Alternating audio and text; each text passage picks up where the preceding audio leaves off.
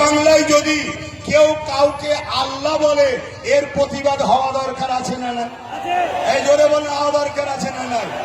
হাওড়া জেলার নির্মলবাজি এমএলএ এর নাম, সে মমতাকে আল্লাহ বলছে। এটা আপনারা মানেন? এই জোরে বলেন মানেন?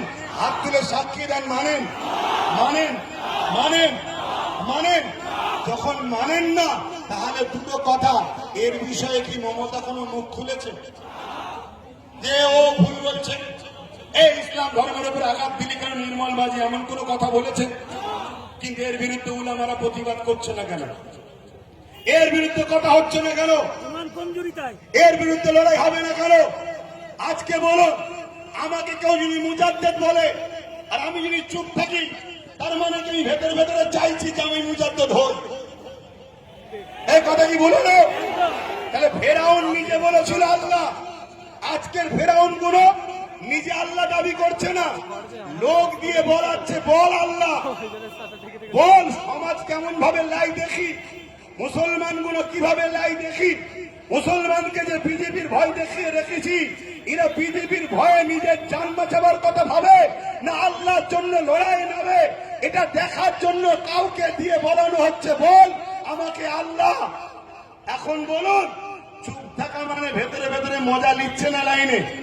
একটু আওয়াজ দেবেন ভাই, কষ্ট দিচ্ছি আপনাদের। ভেতরে ভেতরে মজা নিচ্ছে না লাইনে? কিন্তু আমি জানতে চাইছি, আমাকে কেউ মুজাদ্দেদ বললো, আমি চুপ থাকলাম, তার মানে আমি সাপোর্ট করছি তার কথা, তাই তো নাকি?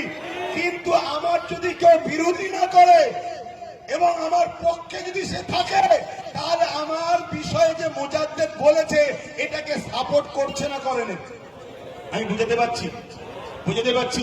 ধরুন মৌলানা আব্দুর রশিদ সাহেব আমাকে বলেন, বুঝাবার জন্য বলছি, আপনি যাবেন না তো, কেন আপনার দাদা হুজুরের ভক্ত তো। ধরেন আমাকে মুজাদ্দেদ বলেছে, নাউজুবিল্লাহ, বুঝাবার জন্য বলছি। আমি ধরুন চুপ করে রয়ে গেলাম, তার মানে ওর কথাটা আমার বেশ ভালোই লেগেছে।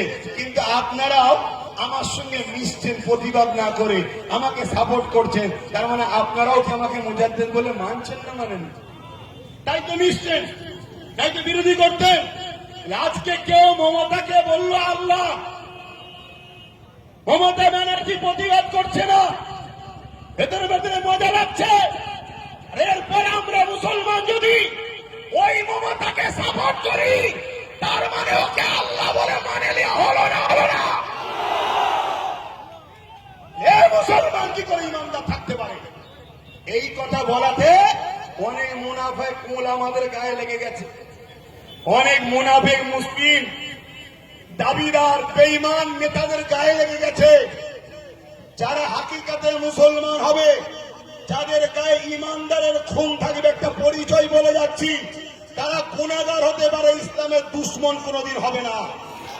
আর যারা মুসলমান দাবিদার ইসলামের যদি দুশ্মন হয়, আমার ভাষাটা একটু কড়া হতে পারে, আল্লাহ রসুলের স্বার্থে বলছি, তুমি আমায় বয়কট করলে আমার কিছু যায় আসে না।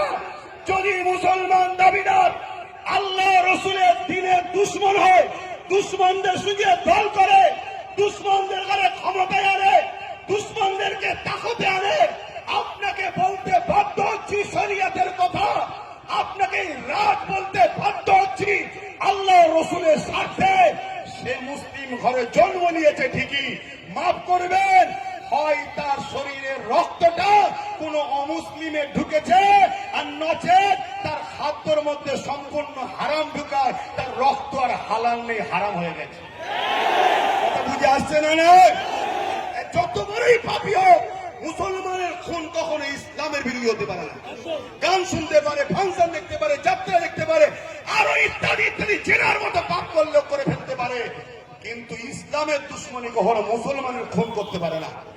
হালালি তার বাপ যদি ইমাম মুসলমান হয়, সেই খুন কখনো ইসলামের দুশ্মনী করতে পারে না। এখন একটা ছোট্ট কথা বলে আমি প্রোগ্রাম শেষ করব। একটা ভিডিও